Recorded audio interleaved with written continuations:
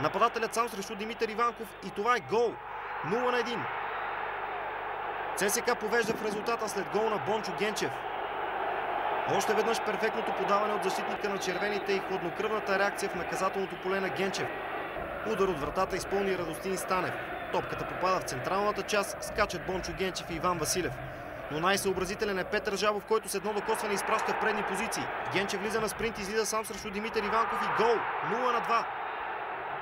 ЦСКА повежда с 2 гола аванс. Попадение на Бончо Генчев. Наистина опитен реализатор е Генчев и трудно може да сгреши, когато е сам срещу противниковия вратар. Добри думи заслужава и Петър Жабов, който се ориентира бързо в центъра и с едно докосване даде по конец пас към Генчев, който направи резултата 0-2. Минутата е 12-та.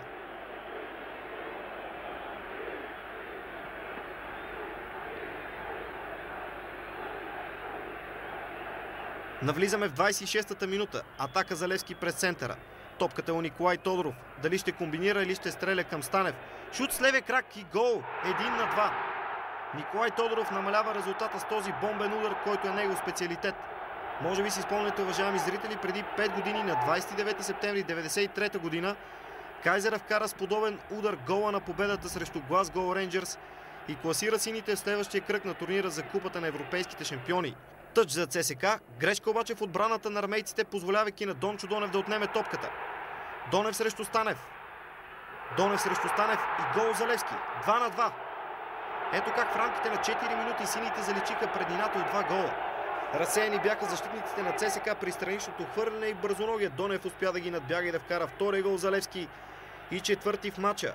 За по-малко от половин час игра ставаме свидетели на цели 4 гола. Страхотен матч. 66-та минута, пряк свободен удар за Левски. Дончо Донев центрира топката в наказателното поле и там Захари Сираков вкарва трети гол за Левски. Дуспа за ЦСКА. Удар на Петков и гол. 3-3.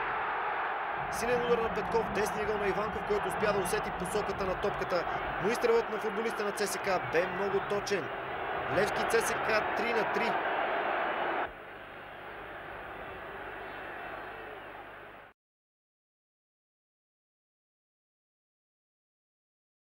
Доста години насам не се е случвало Левски и ЦСКА да определят